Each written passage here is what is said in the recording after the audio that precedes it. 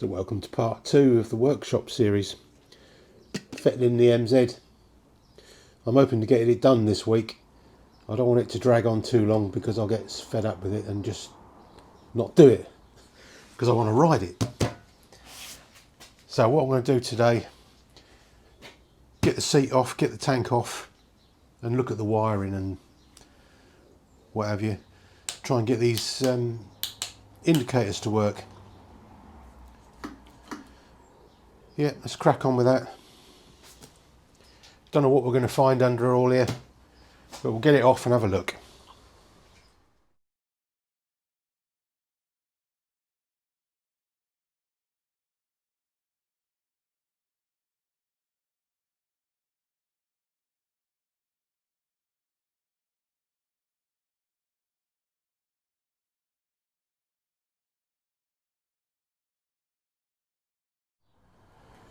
So I've got the fuel tank off and the seat off. I'm not that pleased to see all these crimped connectors.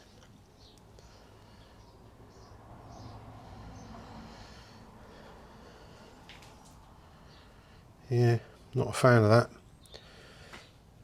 But it doesn't look too bad, you know, it doesn't look like it's been bodged. Somebody knew what they were doing. Yeah, just a shame it's not all original. So I've taken the battery off just to check the level really. And look at this. The breather pipe on the battery is absolutely squashed flat and sealed. That's not good, is it? What a bodge up. The level's all good in the battery. Just going to check the voltage. I'm going to cut that pipe. Cut that down. It was way too long anyway.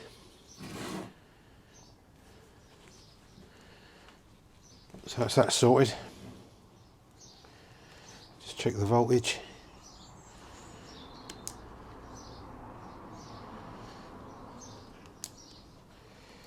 A super duper gauge that I've got. Way too complicated for me. I don't know how to work it, but it should do the job. 6.2. Is that good? It's over 6 volts. That's the main thing, I suppose. We'll get that back in.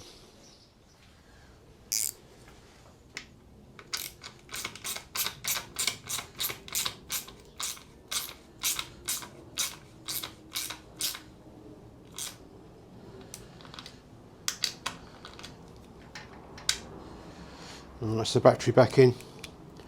I've put a little bit of rubber under there just to help cushion it.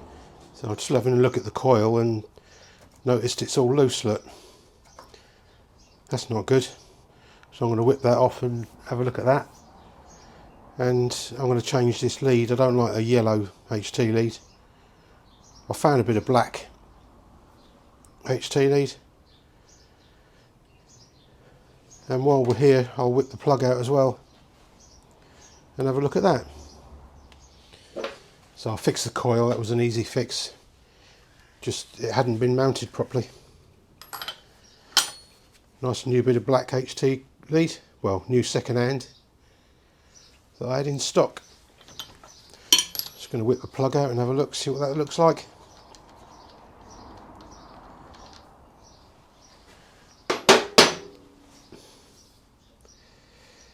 Yeah, a little bit black, but it's a 2-stroke. Looks quite an old plug, but it's not worn out. So we'll put it back. It was running all right, so put that back. I've always got a couple of spares with me, whatever. Don't go anywhere on a 2-stroke without a spare plug and a plug spanner.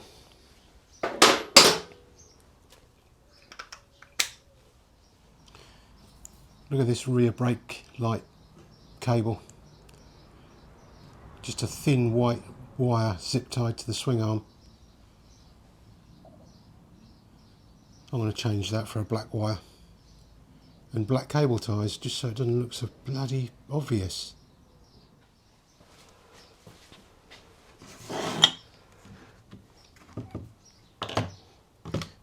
So I've got a nice new bit of black cable, nice heavy duty stuff that won't wear through or anything. Strip the ends.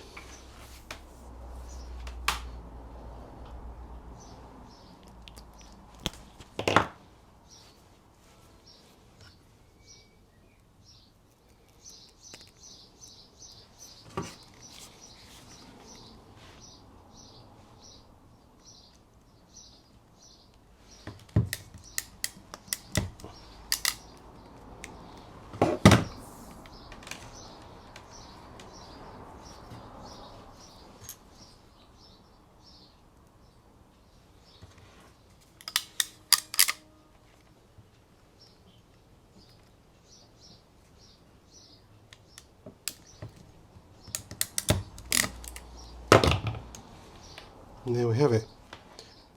Nice new brake cable. There's how much neater is that? Black cable ties, the wire tucked out of the way properly. You can't see it, it's all up there. Plugged in at the top. It's another job done. So I'm going to check the gearbox oil. And just have a quick look at the air cleaner as well. This is how thoughtful the Germans are when they design these. That's a 22mm nut. The rear wheel spindle and front wheel spindle are 22mm. So you only need one spanner. So that will go in the toolkit, because I didn't get any tools with it. Which is a shame, because the original MZ toolkit is really nice. All good quality stuff.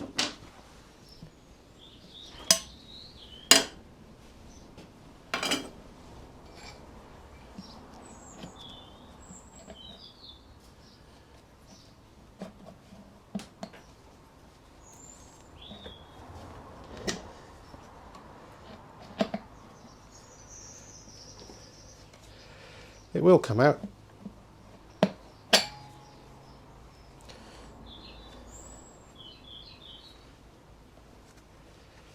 Yeah, that looks alright. That hasn't been in there long, I don't suppose. Yeah, that'll go again.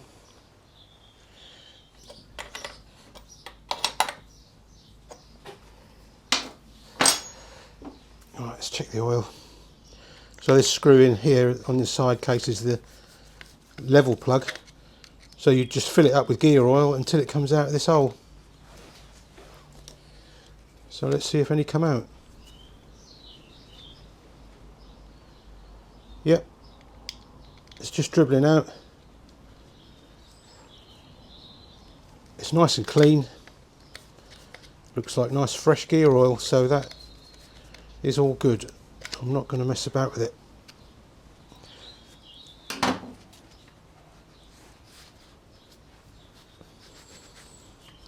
Because it's not like a 4-stroke engine where it relies on the oil to lubricate. You know, it's all it's doing is the gearbox and the clutch and that, so it doesn't do half the work that a 4-stroke engine does.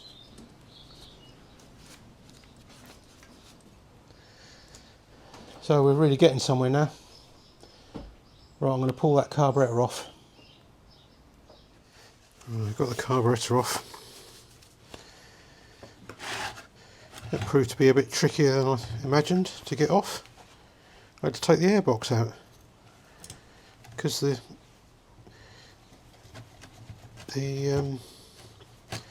airbox rubber is a bit hard.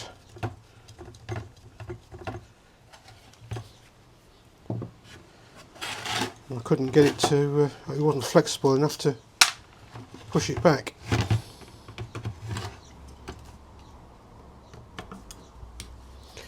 So I'm hoping to find this a bit dirty inside here.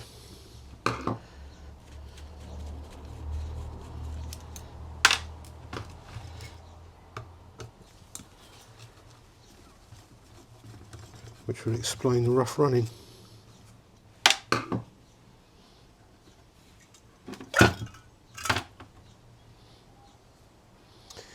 Oh, what's happened here? Big blob of solder on the float. The main jet is all chewed up. Bit of a mess. So the float is full of fuel, I can hear it. That's not good.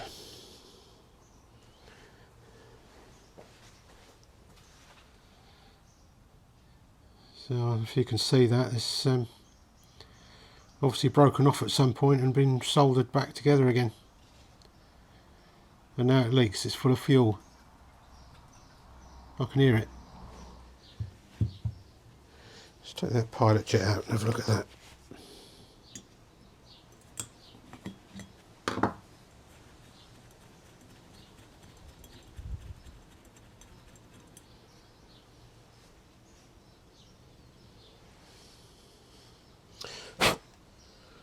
Yeah, the pilot jet was partially blocked. I've just cleared that with a little blow.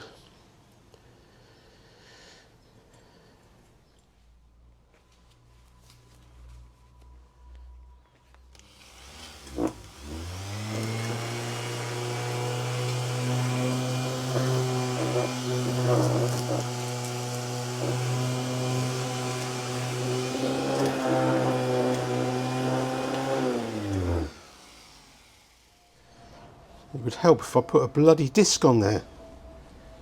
What a twit.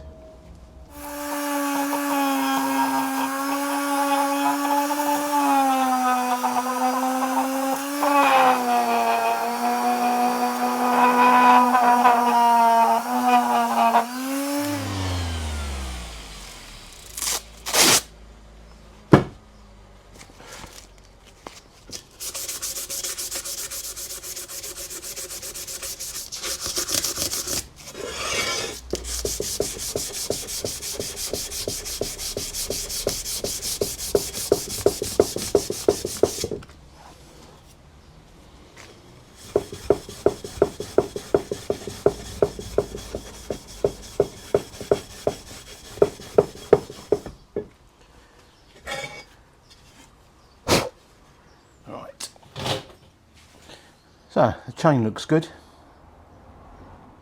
Looks remarkably good. Lovely and clean, all coated with grease.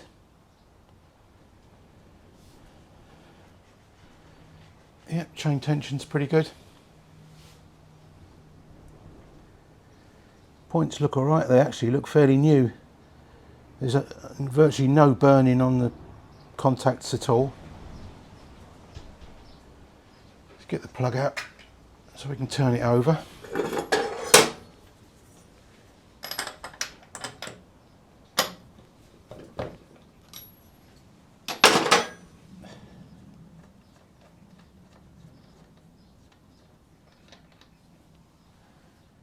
Right, what size is that?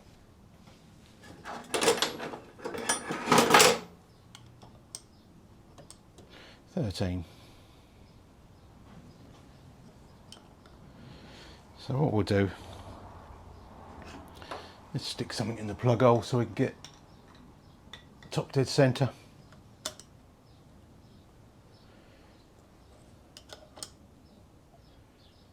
Okay, so that's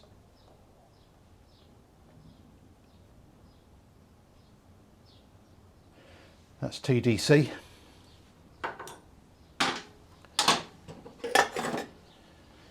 We'll use our dial gauge here.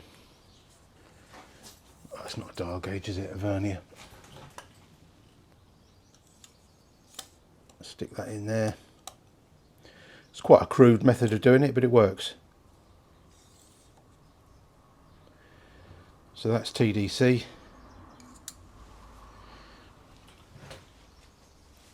I'm just going to move that 3mm because the timing is 3mm before top dead centre, give or take 0.2, so it's quite crude really.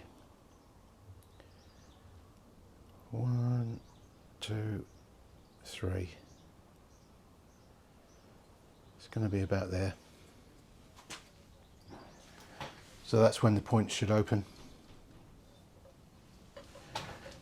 Let's turn that over.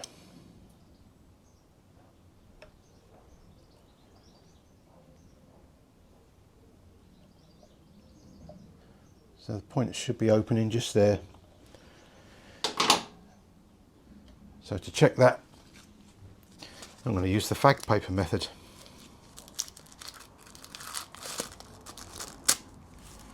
Good old Rizzlers.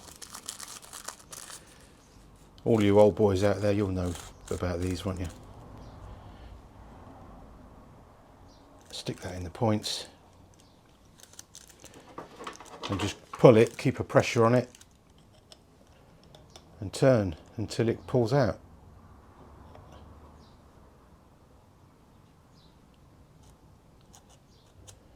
So it's about there.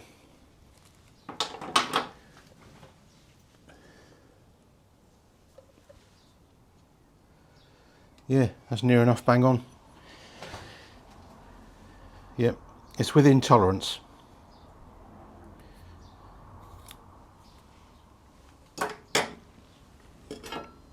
See, that looks better with the black paint taken off, doesn't it? So we can put that back.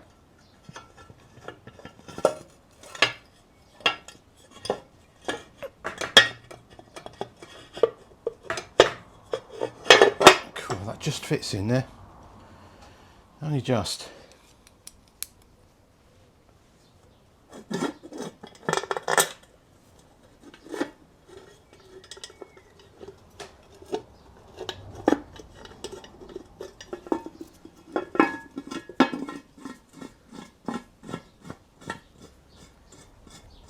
Right, let's go on to something else. I might put a new plug in while I'm here. Might as well, eh? I've got two. Keep that one for a spare though, because it ran alright with that one. So what I've done, I've bought two different grades. I've got a B8 HS and a B7 HS.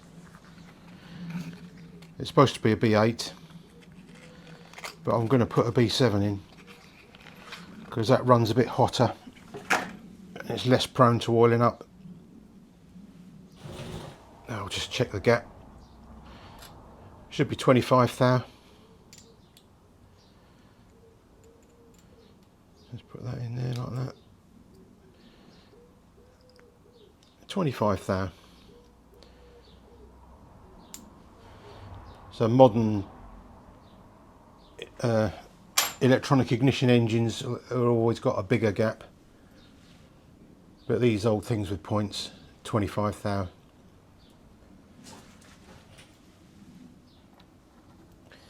And when I get the front brake sorted, I can put the B8 HS back in it, so I can go a bit faster and rev it a bit harder. But all the time it's got a crappy front brake, I'm probably going to poodle around with it, relatively speaking. You know what my poodling around's like. So it's the bit that I've been dreading really, the try and get these indicators to work. We'll have a look in the headlight and see what's going on in there. I've got the battery on charge, so the side light works, headlight works. Does the horn work? Yeah, horn works.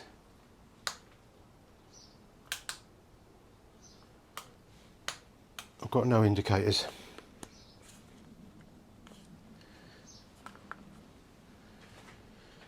So let's have a look in here and see what's going on.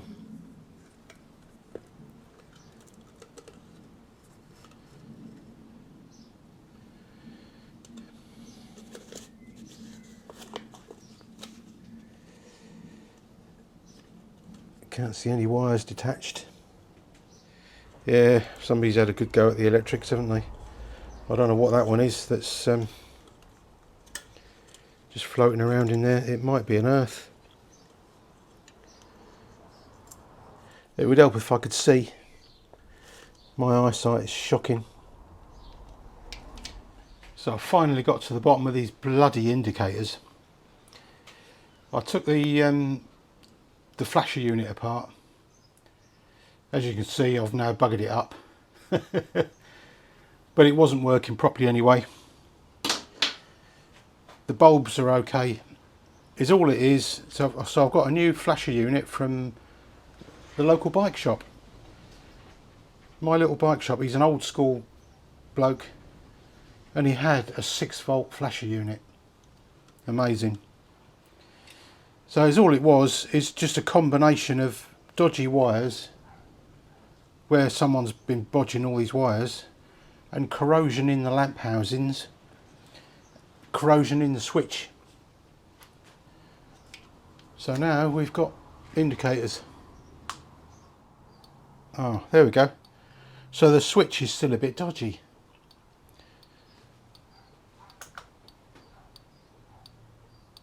Does that one look a bit brighter than that one? Yeah, it's the switch.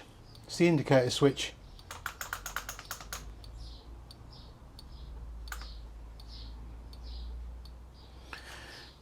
So that'll have to do. I'll take the switch apart and have a look at play with that later. I've got to get a new couple of new lenses because that one's not too bad, but it's missing its seal, and the other one is knackered, it's got holes in. So I've got 2 new lenses coming, and I think we're nearly there. Put this lot back together.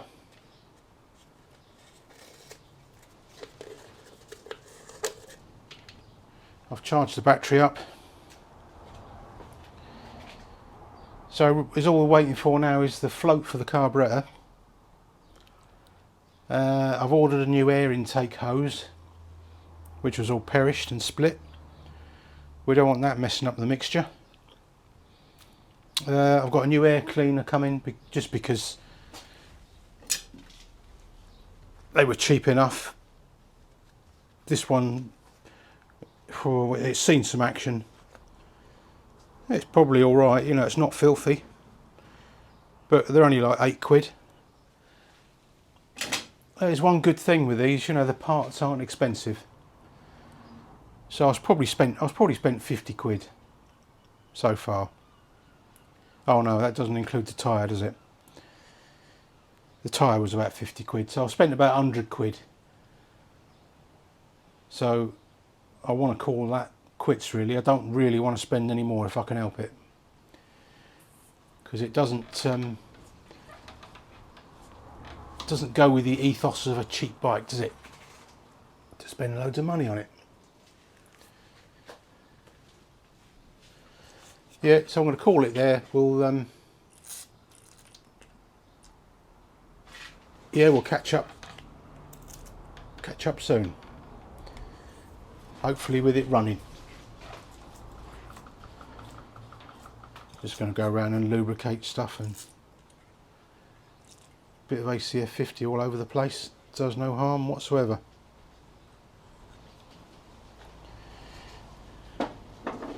So I'll see you on the next one. Cheerio.